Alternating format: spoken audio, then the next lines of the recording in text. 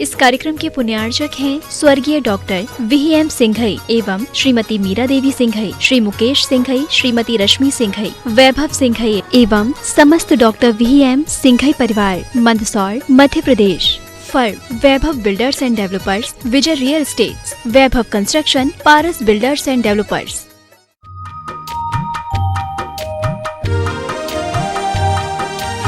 में साकार रूप ले रही है।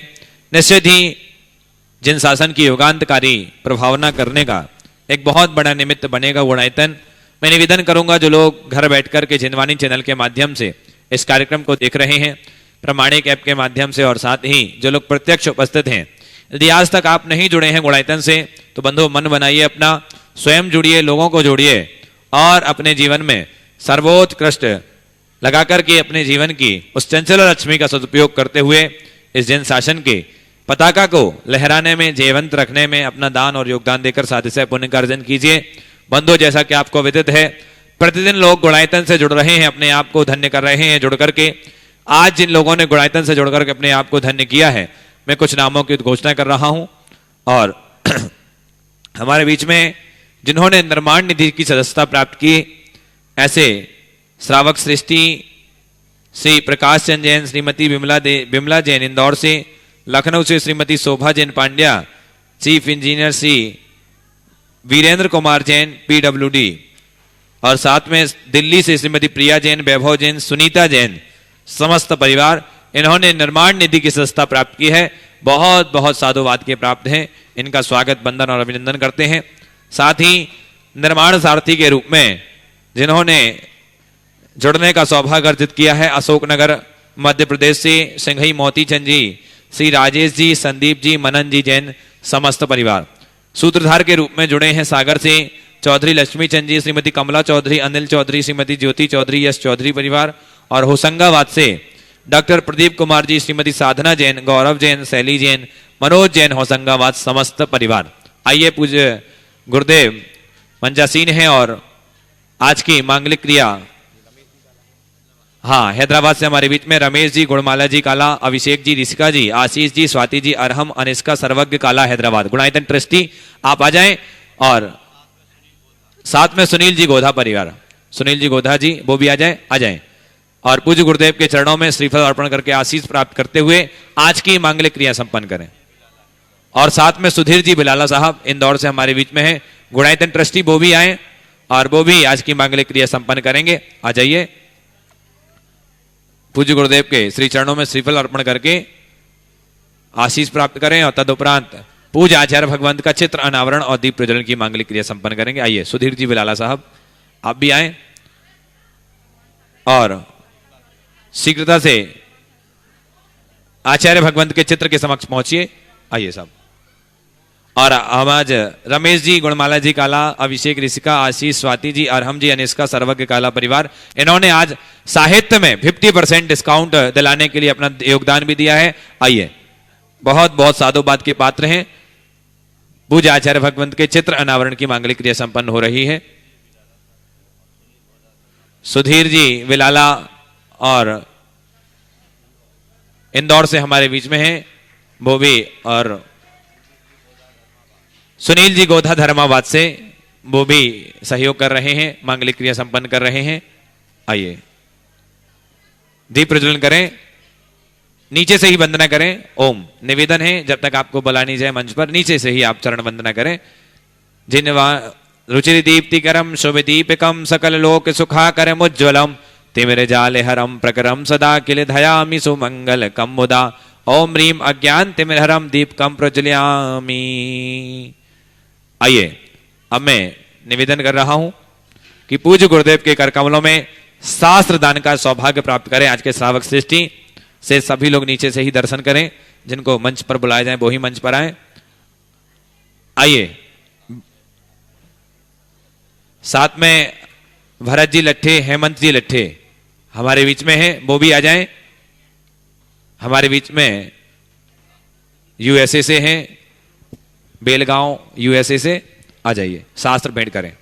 जिनवाणी जग मैया जन्म दुख मेट दो, जय जिनवाणी मैया जन्म दुख मेट दो।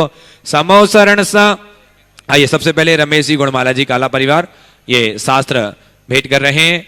उसके बाद सुधीर जी बिलाला साहब आप भी आ जाएं, और धर्माबाद से गोदा जी आप भी आएंगे, और पूज्य गुरुदेव के कर कमलों में शास्त्र दान का ये महासौभाग्य अर्जित कर रहे हैं। आ जाइए जी साहब। आइए मैं निवेदन कर रहा हूं पाद प्रक्षालन का ये मंगल सौभाग्य सर्वप्रथम रमेश जी गुणमाला जी काला परिवार, और आइए पाद प्रक्षालन।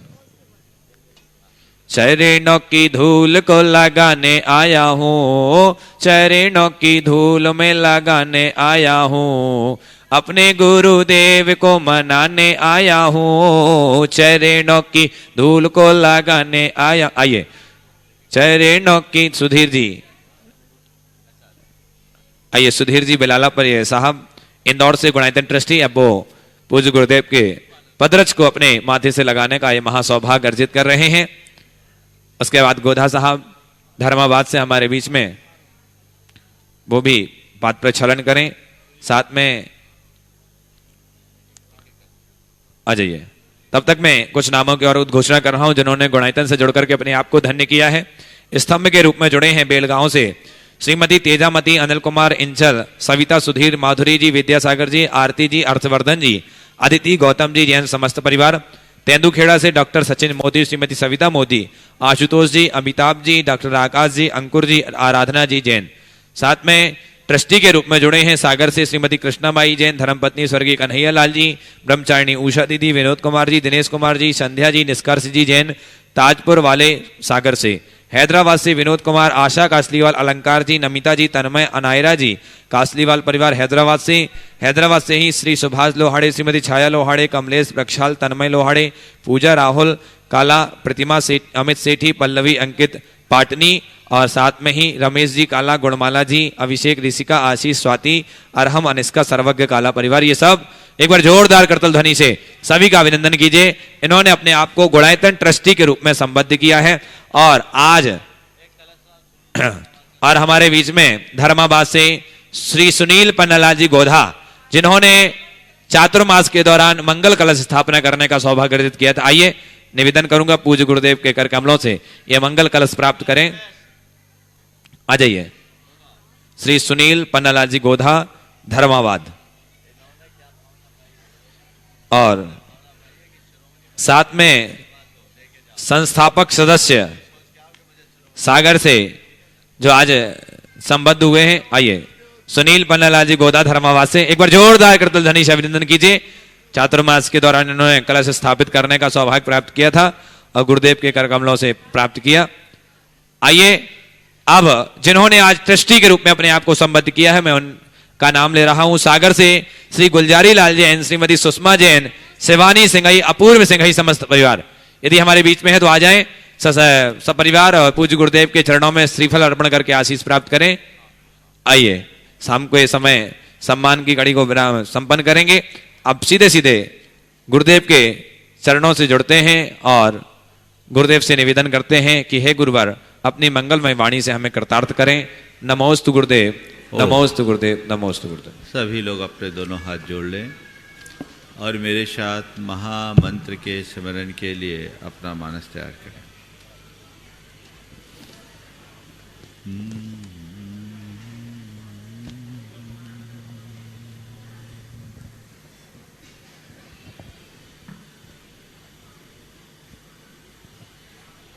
नमो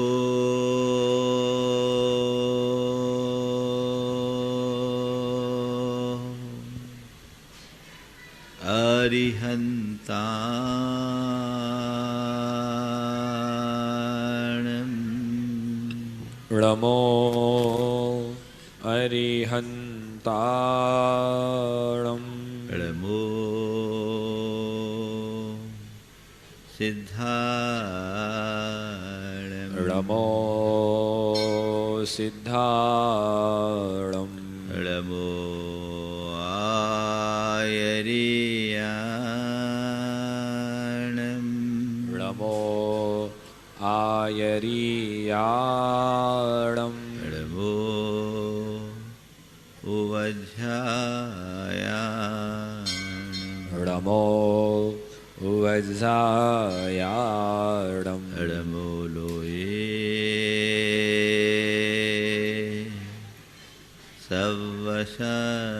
सवसाहुनं रमोलोये सौवसाहुडम् एसो पंचेणमुयारो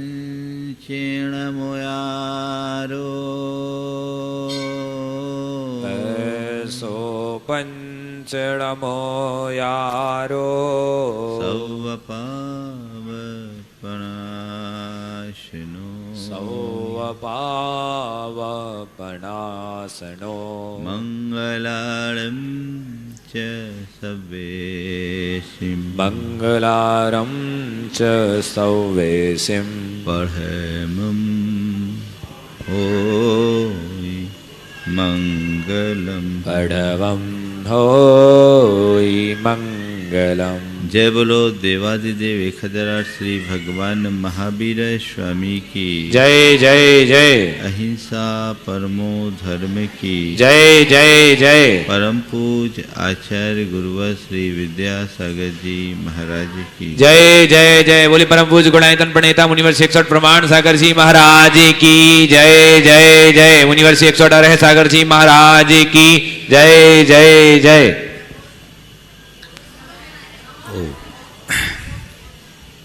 मोक्ष मार्ग एक ऐसा मार्ग है जिसका हमें कोई पुराना अनुभव नहीं।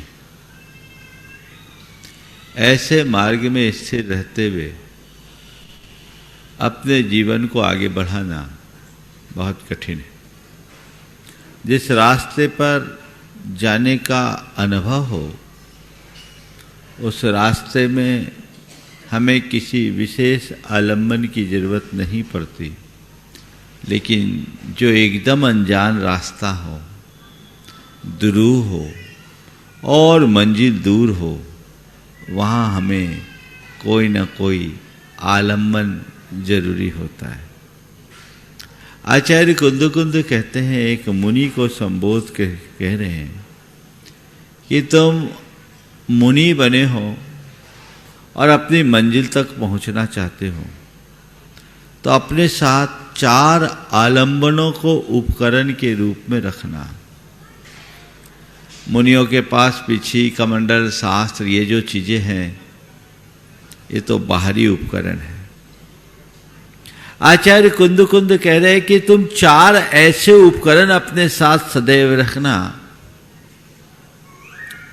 जो तुम्हें इस पूरे मोक्ष मार्ग में दीप स्तंभ की तरह, प्रकाश स्तंभ की तरह रास्ता दिखाएंगे, सहायक बनेंगे।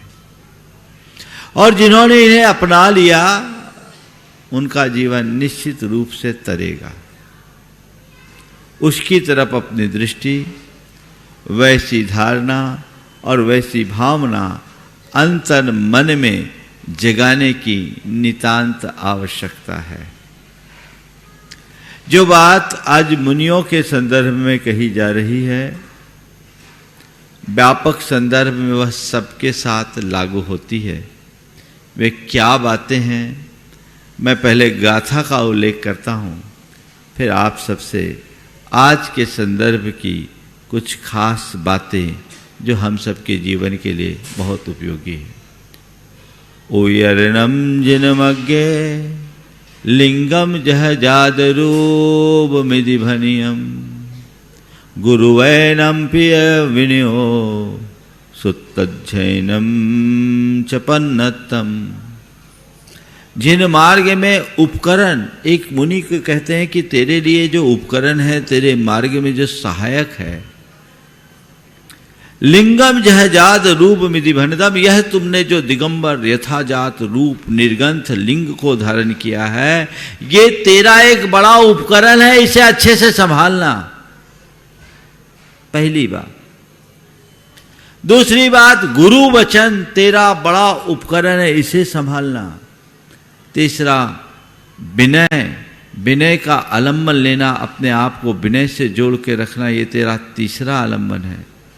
और चौथा, सूत्र अध्ययन, शास्त्र का अध्ययन निरंतर करते रहना, इन 4 बातों को यदि जोड़ कर रखेगा तो तुझे मोक्ष मार्ग में कहीं किसी भी प्रकार की कठिनाई का अनुभव नहीं होगा, और इन्हें छोड़ देगा तो तू अपने जीवन में कहीं टिक नहीं पाएगा। अब मैं क्रमशः इन 4 की चर्चा आप सबसे करता हूँ कि ये कितना कहाँ कैसा उपयोगी है।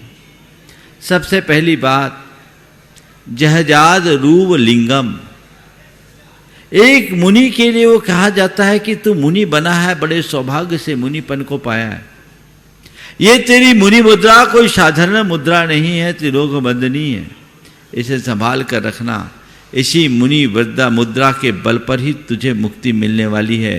ये तेरे मोक्ष मार्ग का श्रेष्ठतम उपकरण है। ये कहीं से खंडित ना हो जाए, कहीं से नष्ट ना हो जाए, कहीं से छिन्न भिन्न ना हो जाए, इसका तुझे ध्यान रखना जरूरी है। आज मैं मुनि हूं और अपने मुनि लिंग के प्रति जागरूक हूं, तभी मैं अपना उद्धार कर सकता हूं। यदि मैं मुनि बनने के बाद मुनि लिंग के प्रति उपेक्षापूर्ण दृष्टि रखूं तो मैं अपना कल्याण कभी नहीं कर सकता। तो मेरे लिए ये जो मेरा लिंग है, ये मेरे मोक्ष मार्ग का श्रेष्ठ आलंबन है। मुझे इसका हर पल स्मरण रहता है और हर मुनि को इसका स्मरण रखना चाहिए, तभी वह अपने लक्ष्य की तरफ आगे बढ़ सकेगा। यदि थोड़ी भी शिथिलता आ गई तो सब कुछ छिन्न भिन्न हो जाएगा। तो ये लिंग तेरा कोई साधारण लिंग नहीं है, त्रिलोक वंदनीय लिंग है, जिसे देवता भी नमन करते हैं वह लिंग है। त्रिलोक पूज्य जिन मुद्रा को धारण करने का सौभाग्य तुझे प्राप्त हुआ है, तो तुझे चाहिए कि तू इसे अच्छे तरह से संभाल निभा। ये तेरा एक उपकरण है। मुनि जन के अंदर जब ये समझ होती है तभी वे अपने मार्ग में टिक पाते हैं। आप सबसे मैं कहूंगा इसे दूसरे संदर्भ में देखिए। एक जिनलिंग मुनि का मुनि के मोक्ष मार्ग में उपकरण तो है ही, आपके लिए भी जिनलिंग मोक्ष मार्ग में उपकरण है। एक निर्गंथ के दर्शन करने से ही हमारे हृदय में एक प्रकार का उत्साह प्रकट होता है, धर्म के प्रति लगाव जगता है। आचार्य कुंद ने इस जिनलिंग को दर्शन की संज्ञा दी। वे कहते लिंग कोई ऐसा वैसा लिंग नहीं है, ये दर्शन है। दर्शन क्यों है? कहते दंसे ये मोक्ष मग्गम सम्मतम संयमम सुधम्मम च। ये मोक्ष मार्ग को दिखाता है, सम्यक्त को दिखाता है, संयम को दिखाता है, धर्म को दिखाता है। नान निगंथम निर्गंथ रूप है, इसलिए जिनमग्गे निगंथम नानमयम जिनमग्गे दंसनम भनियम। ये निर्गंथ ज्ञान में है, इसलिए जिन मार्ग में इसे दर्शन कहा।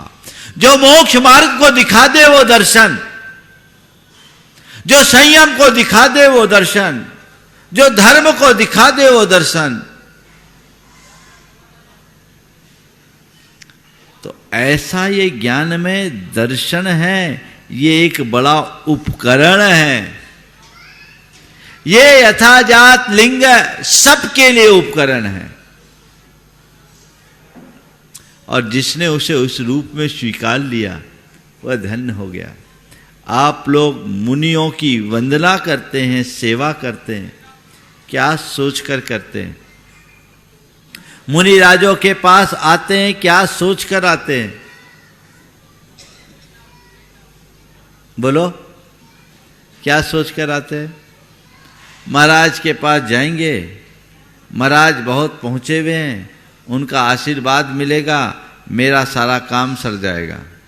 एक सोचिए, महाराज बड़े ग्लैमरस हैं, महाराज के निकट पहुंचेंगे, हमारी समाज में पहचान बन जाएगी, ये एक सोच है।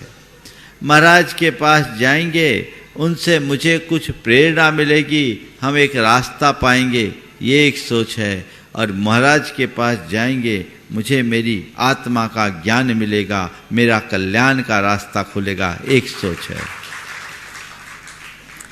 अपने मन से पूछो किस सोच से प्रेरित होकर हम आते हैं। अगर पहले के 3 हैं तो बड़ी उपलब्धि नहीं, लेकिन चौथा है तो सर्वस्व की उपलब्धि है।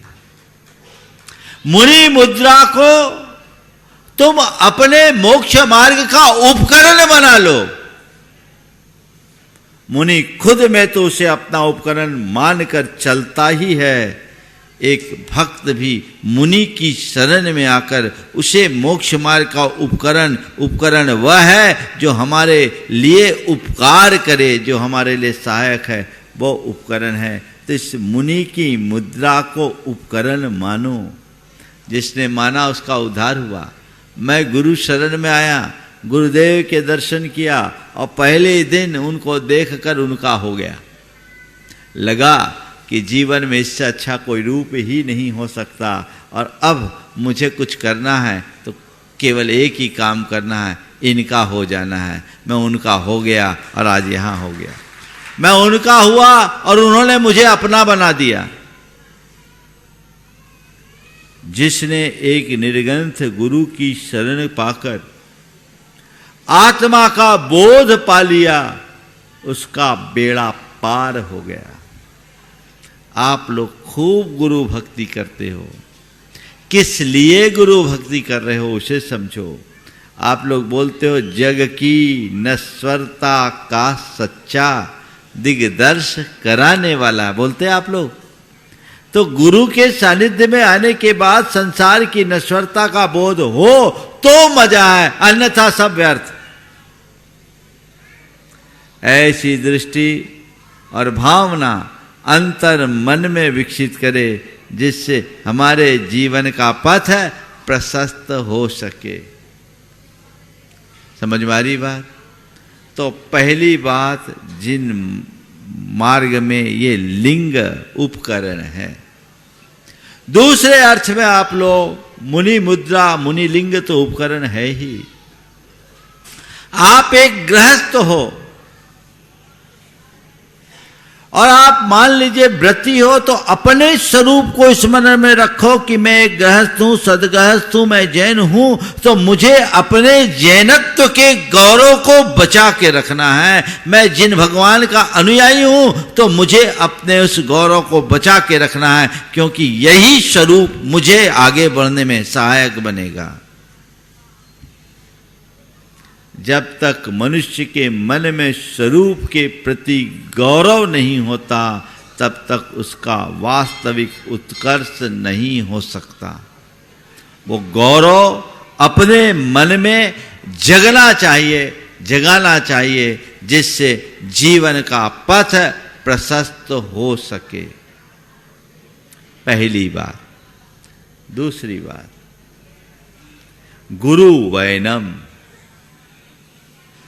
गुरु का वचन बड़ा उपकारी है। प्रवचन तो सब सुनते हैं, पर गुरु ने जो कहा वो मेरे लिए ब्रह्म वाक्य हो गया, वो पत्थर की लकीर बन गई, क्योंकि वही मेरा उद्धार कराएंगे। ये श्रद्धान जिसके अंदर हो, जिसने एक गुरु वचन को पकड़ लिया, उसका बेड़ा पार है। गुरु वचन को पकड़ो तो उपकारी होगी।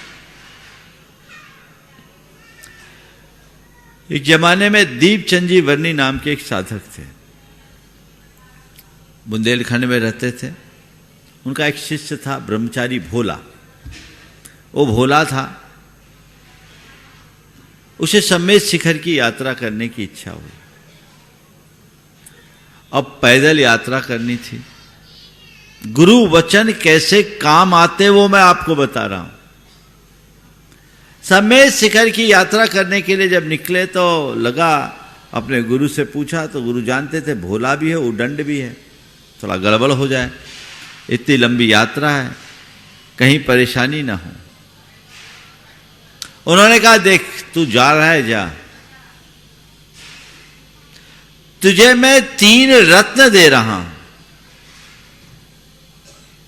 उसे संभाल कर रखना।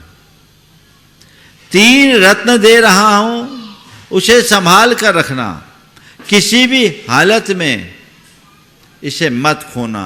यदि ये रत्न तेरे पास होंगे तो तेरी यात्रा निर्बाध पूरी होगी, और इन रत्नों को खो देगा तो फिर कोई गारंटी नहीं, तो इसे संभाल कर रखना। बोले ठीक है गुरुदेव, दे दीजिए। उन्होंने कहा पूरी यात्रा में किसी से याचना मत करना, कि पूरी यात्रा में किसी से याचना मत करना। कोई अपमान करे तो अपने आप को अपमानित महसूस मत करना, और कोई कितना भी प्रताड़ित करे तुम प्रतिवाद मत करना। 3 वाक्य दे दिए मंत्र के रूप में। याचना मत करना, अपमान करे अपने आप को अपमानित मत महसूस मत करना, और कोई कितना भी प्रताड़ित करे प्रतिवाद मत करना। निकल गए यात्रा करते करते। एक स्थान पर वो थक गए तो एक चबूतरे पे बैठ गए। पैदल चलते चलते किसी के मकान के चबूतरे पे बाहर बैठ गए। वो मकान जिस व्यक्ति का था वो धर्म सहिष्णु नहीं था। एक साधु को देखा और विधर्मी साधु को देखा तो उसे गुस्सा आया और क्षुब्ध हो गया, और उन महाराज को भला बुरा कहना शुरू कर दिया। भला बुरा कहना शुरू कर दिया और एक चांटा भी दे दिया। इन्होंने कुछ नहीं कहा, चुपचाप बैठे रहे। थोड़ी देर में ही गांव के लोग आ गए। गांव के लोगों ने देखा ये आदमी इस साधु के साथ अभद्र व्यवहार कर रहा है, ये उचित नहीं, और ये कुछ नहीं बोल रहे हैं, ये समता रखें, ये अभद्र व्यवहार कर रहा है। लोगों को बहुत दुख हुआ, क्षोभ भी हुआ। लोगों को दुख और क्षोभ हुआ, और लोगों ने इकट्ठे होकर कहा महाराज जी आपके साथ बुरा हुआ, हम इसके लिए क्षमा मांगते हैं, और अभी हम उसको सबक सिखाते हैं। आपके साथ बुरा हुआ, हम आपसे क्षमा मांगते हैं, और अभी हम उसको सबक सिखाते हैं। उन्होंने कहा किसी को सबक सिखाने की जरूरत नहीं है भैया, उन्होंने मेरा कुछ बुरा नहीं किया, उन्होंने मेरा कुछ भी बुरा नहीं किया, मैं पाया हूं, खोया नहीं हूं। उस व्यक्ति ने उनका एक बटुआ भी ले लिया था, जो उनका झोला था वो ले लिया था। बोले मैंने कुछ खोया नहीं, मैंने पाया ही है। मेरे गुरु ने मेरी यात्रा के समय मुझे जो 3 रत्न दिए थे वो बचे रह गए। मैं यही सोच रहा था सब छीन रहा है, कहीं मेरा रत्न न छीन ले। मैं बहुत भाग्यवान समझता हूं कि मेरे गुरु द्वारा दिए गए अनमोल रत्न मेरे पास है। सबको बड़ा आश्चर्य हुआ, ये कौन से रतन की बात कर रहे हैं, कहीं कोई छिपा उपा के तो नहीं रखा। बोले महाराज वो कौन सा रतन है, हम लोगों को भी तो दर्शन करा दें। बोले भैया देखो मेरे पास तो ये धोती और दुपट्टा, जिस रत्न की बात तुम करते हो वैसा कोई रत्न तो मेरे पास नहीं है, पर मेरे गुरु ने मेरी यात्रा के समय मुझे 3 शिक्षाएं देते हुए कहा था ये 3 रत्न ही से संभाल कर रखना। उन्होंने दोहरा दिया किसी से कोई याचना मत करना, कोई कितना भी अपमान करे अपमानित महसूस मत करना, और कोई कितना भी प्रताड़ित करे प्रतिवाद मत करना। मैंने इन 3 रत्नों को बचा लिया तो मेरा जीवन धन्य हो गया। ये बात जब सामने वाले ने सुना तो वो भी बहुत अंदर ही अंदर शर्मिंदा हुआ और चरणों में नतमस्तक हो गया। ये उपकरण है, जीवन व्यवहार में गुरु के द्वारा दिए गए वचन बड़े कल्याणकारी होते हैं, और ये भी उसके लिए जो स्वीकारता है। कई लोग तो ऐसे भी हैं आजकल के गुरु भक्त लोग, गुरुओं को भी घुमा देते हैं। क्या होगा? गुरु वचन को अपने लिए उपकारी मानकर उपकरण के रूप में स्वीकार करो। लोग गुरु को तो मानते हैं, गुरु की नहीं मानते है। बोलो, आपकी गुरुओं के प्रति कैसी श्रद्धा? कभी गुरु ने तुम्हारे वैयक्तिक जीवन के कल्याण के लिए तुम्हें कोई मार्ग बताया? तुम्हारे हृदय में उसके प्रति क्या दृष्टि होती है? महाराज जी कह तो रहे हैं, देखेंगे। बड़ी कमजोर श्रद्धा है। आप लोग रोज हजामत बनाने जाते हो, नाई के हाथ में उस्तुरा होता है और फिर भी वो आपको गर्दन झुकाने बोलता है तो झुका देते हो कि नहीं? बोलो। हजामत बनाते समय नाई के हाथ में उस्तुरा है और जिसके हाथ में उस्तुरा है वो नाई कहता है गर्दन झुका दो, तो बिना तर्क बितर्क के आप गर्दन झुकाने को तैयार रहते हो कि नहीं? झुकाते ही हो। गुरुओं को आपने उस लायक भी नहीं छोड़ा। बोलो। गुरुजन यदि कुछ बोले तो तुम उसमें दिमाग लगाते हो।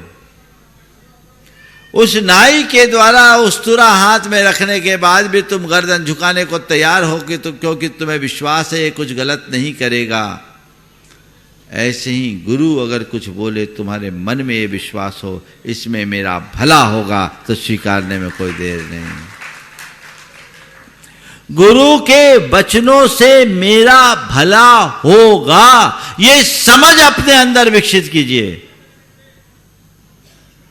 तब रास्ता खुलेगा। ऐसे बातें करने से कुछ नहीं होगा।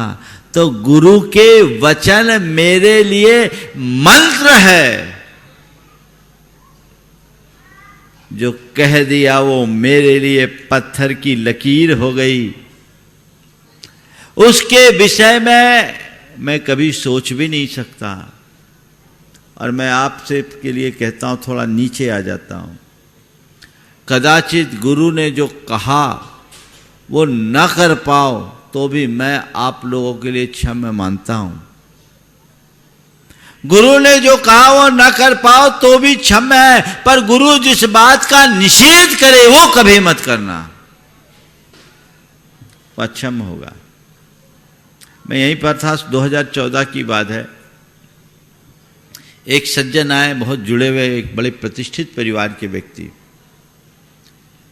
पूरे गाल की सर्जरी हुई थी, मुंह बिगड़ा हुआ था, आवाज निकलती नहीं थी, आधा ओठ भी कटा हुआ था,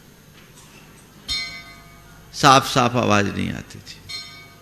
मैंने पूछा ये क्या हुआ भाई, आपको क्या हो गया? बोला महाराज गुरु पर वचन न मानने का परिणाम है। गुरु वचन न मानने का परिणाम। उन्होंने तो कहा था मेरा नाम भी आप ले सकते हो, पर मैं नाम नहीं ले रहा हूं, सेंसर कर रहा हूं, शायद वो सुन भी रहे होंगे। गुरु वचन न मानने का प्रमाण है। मैंने पूछा क्या हो गया? बोले महाराज मैं बहुत गुटखा खाता था और आचार्य महाराज कभी किसी से चला के कहते नहीं कि तुम इसे छोड़ो। महाराज जी उन्होंने मुझसे कहा कि ये छोड़ दो, ये ठीक नहीं है। और मैंने कहा महाराज जी बहुत कठिन है, छूटती नहीं है, कोशिश करूंगा। मैंने उनकी बात को टाल दिया। महाराज जी उन्होंने कहा और उसके 3-4 महीने बाद मुझे कैंसर डिटेक्ट हो गया। ये तो इतना पुण्य है कि आज मैं जिंदा बचा हूँ। ऑपरेशन हुआ, पूरा गाल छिला, जीभ कटी, ये भयंकर कैंसर ज़्यादा फैला नहीं तो मैं बच गया। महाराज जी मैं अगर उनकी बात मान लिया होता तो मुझे लगता है आज मैं ऐसी बीमारी का शिकार नहीं होता। बाद में समझ में आती है बात। तो मैं आप सबसे कह रहा था गुरु के वचन को उपकरण की तरह स्वीकार कीजिए। वो जो कहे वो करे, बहुत उत्तम है। कदाचित न कर पाओ तो भी मैं उसके लिए क्षमा मानता हूं, पर जिस बात का वो निषेध करे वो कभी मत करना, कभी मत करना। कई लोग बताते हैं महाराज जी आपने कुछ बात के लिए मना किया, हमने किया और उसका परिणाम अच्छा नहीं निकला, पर तब तक बहुत देर हो चुकी होती है। गांठ बांध के रख लो। जिसका निषेध वे करते हैं वो मुझे नहीं करना, ये मेरी वैयक्तिक जिम्मेदारी। ऐसी सोच जब विकसित होगी तभी हम अपने जीवन का पथ प्रशस्त करने में सक्षम हो सकेंगे, अन्यथा नहीं। और कोई दूसरा मार्ग भी हमारे पास नहीं है। फिर तीसरा है विनय। विनय हमारा मोक्ष मार्ग का उपकरण है। विनयो मोक्षद्वारम, विनय को तो मोक्ष का द्वार कहा। अभी एक बार आचार्य महाराज ने कहा था, विनय के बल पर बड़े बड़े आचार्य भी प्रभावित हो जाते हैं। विनय में वो गुण है। विनयम विलियम नैति कर्म मलम इति विनय है। जो कर्म मल को विलीन कर दे वो विनय है। विनय होना चाहिए। विनय क्या है? हाथ जोड़ना, नमन करना, पीछे चलना, ये विनय का बाहरी रूप है। असली विनय क्या है? हार्दिक आदर भाव होना, अंदर से आदर का भाव होना, और सपने में भी अविनय न करना।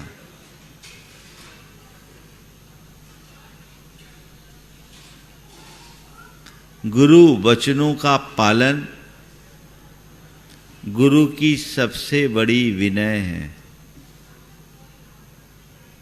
मैं आपसे पूछता हूं, आपका बेटा आपकी सेवा तो खूब करता हो और जो बोले उसका उल्टा करता हो, आप क्या सोचेंगे उसके प्रति? सेवा कर रहा है, हाथ पांव दबा रहा है, लेकिन जो बोल रहे हैं उससे उल्टा चल रहा है। ऐसे बेटे को लायक करोगे क्या? हाँ, ऐसा बेटा सपूत कहलाने के लायक है क्या? नहीं है। ऐसे ही तुम गुरु की ऊपरी सेवा तो कर रहे हो, लेकिन रास्ता उल्टा अपना रहे हो, तो तुम गुरु के प्रति अविनीत हो, तुम्हारे तरफ से विनय नहीं है। विनय तभी होगी जब तुम वैसा करोगे, वैसा बनोगे। ऐसी दृष्टि और भावना अंतरंग में जगा करके रखने की जरूरत है। जब वो जग जाए तो जीवन का काया पलट हो सकता है। ऐसी दृष्टि, तो विनय को अपने जीवन में स्थान दीजिए। उनके प्रति आदर भाव, उनका बहुमान और हर किसी के प्रति नम्र वृत्ति, ये विनय के लिए अत्यंत आवश्यक है। जब ये करेंगे तब कहीं जाकर हमारे जीवन का पथ प्रशस्त होगा। और चौथी बात है सुत्तध्ययनम, सूत्र का अध्ययन, यानी शास्त्र का अध्ययन, स्वाध्याय। ये गुरु वचन तुम्हें मोक्ष मार्ग में आगे बढ़ाते हैं, तुम्हारा विनय तुम्हें मोक्ष मार्ग में आगे बढ़ाता है, और शास्त्र का स्वाध्याय तुम्हें तुम्हारे मार्ग में आगे बढ़ाएगा। आजकल लोगों के अध्ययन की प्रवृत्ति कम होते जा रही है, जबकि ये बढ़नी चाहिए। इससे मार्ग मिलता है, दिशा मिलती है, दृष्टि मिलती है। आचार्य कुंद कहते हैं, जैसे एक सुई में सूत्र लगा दो, धागा, सूत्र का अर्थ होता धागा, तो धागा सही सूत्र, सुई अगर कहीं गिर जाए, गुम जाए, तो सुई को खोजने में कोई कठिनाई नहीं होती। लेकिन साधारण सी सुई अचानक कहीं खो जाए, गिर जाए, तो उसको खोजना बहुत मुश्किल होता है क्या? होता है कि नहीं होता है? एक सुई कहीं गिर जाए जमीन में तो उसे ढूंढ पाना बहुत कठिन होता है, लेकिन उसी सुई में धागा हो तो धागा को पकड़ करके सुई तक पहुंच जाते हैं। आप लोग यही करते हैं ना घर परिवार में, सुई को कभी खाली सुई नहीं रखते हैं, उसमें धागा पिरो करके रखते हैं कि धागे को पकड़ लेंगे तो सुई मिल जाएगी। धागे को सूत बोलते हैं। क्या बोलते हैं? सूत। और प्राकृत में सूत को सुत्त बन जाता है।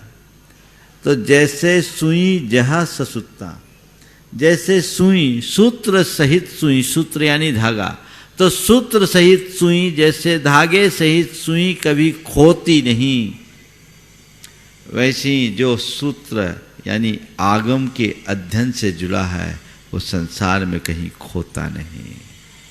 और जैसे सूत्र रहित सुई कहीं भी खो जाती है, वैसे ही आगम के सूत्र से शून्य मनुष्य भी इस संसार में खो जाता है। तो सूत्राध्ययन होना चाहिए, नियमित होते रहना चाहिए। अगर वो अध्ययन होगा तब कहीं हमारे जीवन का पथ प्रशस्त होगा। तो ये 4 उपकरण हैं मोक्ष मार्ग के कि ये यथाजात निर्गंथ लिंग, उयर्णम जिनमग्गे लिंगम यह जाद रूप मिदम हनियम गुरु वैनम्पि विनो सुत्तज्जैनम च निदिठपन्नतम। तो ये उपकरण हैं।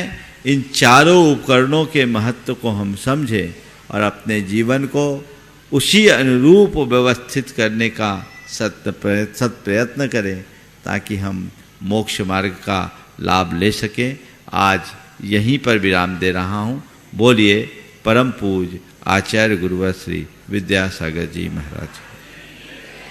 जावानी के ज्ञान ते सूझे लोकालोक, सोबानी मस्तक धरूं सदा देत हूँ धो। हे जिनवानी भारती तो हे जपो दिन रे, जो तेरो सरना गहे सो पावे। इस कार्यक्रम के पुण्यार्चक थे स्वर्गीय डॉक्टर VM सिंघई एवं श्रीमती मीरा देवी सिंघई, श्री मुकेश सिंघई, श्रीमती रश्मि सिंघई, वैभव सिंघई एवं समस्त डॉक्टर VM सिंघई परिवार, Mandsaur, Madhya Pradesh. Firm Vaibhav Builders and Developers, Vijay Real Estates, Vaibhav Construction, Paras Builders and developers.